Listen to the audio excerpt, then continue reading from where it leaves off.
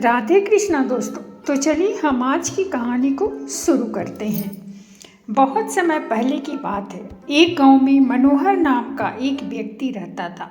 वो गांव में रहकर ही छोटा मोटा काम करके अपना जीवन यापन करता था।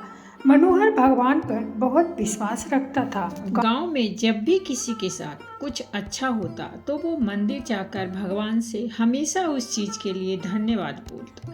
लेकिन गांव में जब भी कभी किसी के साथ कुछ बुरा होता तो वो भगवान के सामने जाकर उनसे सवाल करने लगता। सवाल करने के बाद वो अक्सर ये बोलता कि भगवान आपने उनके साथ अच्छा नहीं किया। अगर आपकी जगह मैं होता तो सब कुछ ठीक कर देता। मनोहर के सवाल करने की इस आदत से तंग आकर एक दिन भगवान उसके सामने प्रकट हो गए। उन्हें देखकर मनोहर आश्चर्य से भर गया। भगवान बोले, मनोहर, तुम हमेशा किसी का बुरा होने पर मेरे पास आकर मुझसे सवाल करने लगते हो और ये सोचते हो कि अगर तुम मेरी जगह होते तो सब कुछ सही होता। जैसा तुम सोचते हो ये सब उतना आसान नहीं है। मुझे हर किसी के लिए सही व्यवस्था करनी पड़ती है। एक जगह पर खड़े रहकर धैर्य से लोगों की प्रार्थनाएं, सुख दुख, गुस्सा, ये सब सुनना और किसे क्या देना है कि क्या किसी से लेना है, ये सब तय करना आसान नहीं होता। मनोहर बोला, प्रभु, आपका काम तो आसान ही है। आपकी तरह मैं भी दिन भर धैर्य के साथ एक जगह पर खड़े रहकर ये सब कर सकता हूँ।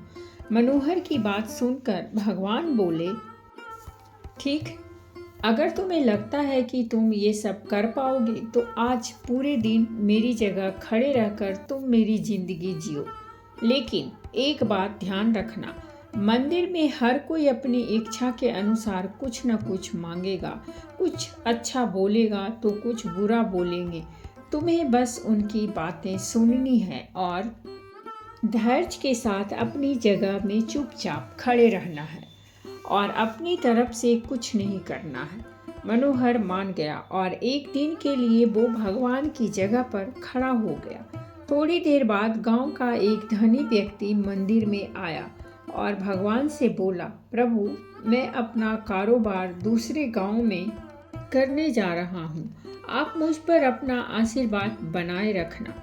प्रार्थना पूरी करने के बाद जब वो धनी व्यक्ति भगवान के पैर छूने के लिए नीचे झुका तो उसकी जेब से पैसों की एक गड्डी गिर गई। उसने उस पर ध्यान नहीं दिया और चला गया।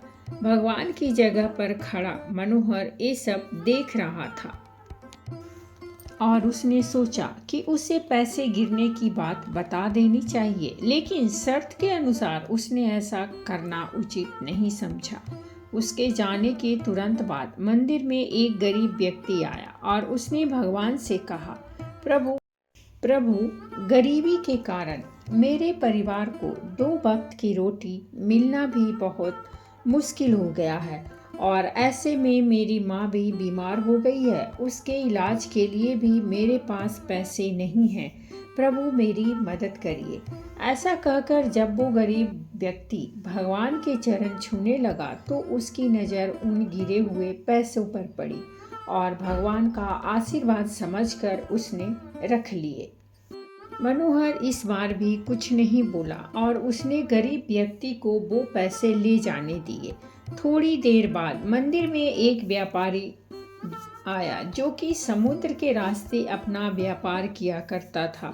भगवान के पास आकर वो बोला, प्रभु, व्यापार की वजह से मैं 1 महीने के लिए समुद्र की यात्रा पर जा रहा हूँ। मेरी गैर हाजिरी में आप मेरे परिवार का ध्यान रखना और मेरी यात्रा को भी सुरक्षित बनाना। वो व्यापारी जैसे ही प्रार्थना पूरी करके मंदिर से निकलने लगा, इतने में वो धनी व्यक्ति पुलिस लेकर मंदिर में आ गया और उस व्यापारी की तरफ इशारा करते हुए बोला, मेरे बाद इस मंदिर में यही आया है और मेरे पैसों की गड्डी इसे ही मिली होगी। आप इससे पूछताछ करिए। उस व्यापारी ने पुलिस को काफ़ी समझाया कि वो गड्डी उसके पास नहीं है, लेकिन पुलिस ने उसकी एक न सुनी और उसे पकड़कर ले जाने लगे।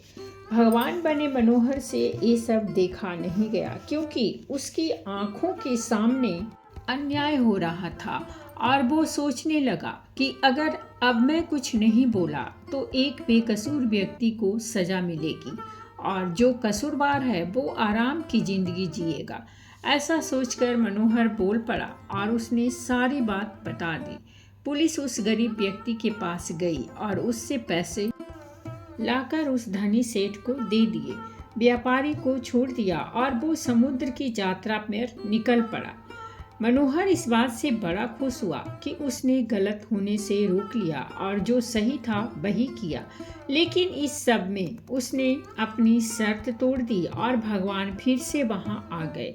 भगवान को सामने देख मनोहर ने गर्व के साथ उन्हें सब कुछ बताया। मनोहर की बात सुनकर भगवान बोले, आज तुमने अपनी चुप्पी तोड़कर मेरी सारी योजना को बर्बाद कर दिया। तुम्हें नहीं पता कि उस धनी व्यक्ति ने गलत कामों से बहुत धन कमाया है। यदि उसमें से थोड़ा धन उस गरीब की मदद में लग जाता तो उस धनी व्यक्ति के पाप कम होते। और वही तुमने उस व्यापारी को समुद्र की यात्रा पर भेज दिया, जबकि कल समुद्र में तूफान आने वाला है जिसमें उस व्यापारी का जहाज डूब जाएगा और वो जीवित नहीं लौट पाएगा। अगर पुलिस उसे ले जाती तो वो समुद्र यात्रा पर नहीं जा पाता और उसकी जान बच जाती। वही दूसरी तरफ वो गरीब व्यक्ति उन पैसों से अपनी माँ का इलाज करा लेता, लेकिन अब वो जेल में बंद है जिसकी वजह से उसकी माँ का इलाज नहीं हो पाएगा और वो दुनिया से चल बसेगी। उसका परिवार अब और भी बदतर जिंदगी जीने पर मजबूर हो जाएगा। तुमने सब कुछ ठीक करने के चक्कर में सब कुछ बिगाड़ दिया। ये सब सुनकर मनोहर को एहसास हो गया कि जो भी ऊपर वाला करता है उसमें किसी न किसी का भला ही होता है और दूसरों के लिए एक सीख होती है। भगवान हर किसी के जीवन के बारे में सोचकर ही अपनी योजना बनाते हैं और उनके जीवन को चलाते हैं। भगवान की जगह लेना किसी इंसान के लिए आसान नहीं है। मनोहर मन ही मन बहुत दुखी हुआ और भगवान से माफ़ी मांगकर वहां से चला गया। तो दोस्तों, हमें कभी ऊपर वाले के किए पर शक नहीं करना चाहिए। वो जो भी करता है उसके पीछे कुछ न कुछ वजह जरूर होती है। जब भी हमारे संग कुछ बुरा होता है तो हम ऊपर वाले को शक की निगाहों से देखते हैं और सोचते हैं कि मेरे साथ गलत हो रहा है।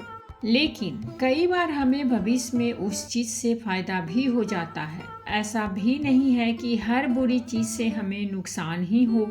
कई बार कुछ चीज़ें हमारे सबक की तरह होती हैं और जिनके होने से हमारी ज़िंदगी बदल जाती है। तो दोस्तों, ये थी हमारी आज की कहानी और अगर कहानी अच्छी लगी हो तो प्लीज़ हमारे चैनल को सब्सक्राइब कीजिए, वीडियो को लाइक और शेयर ज़रूर कीजिए।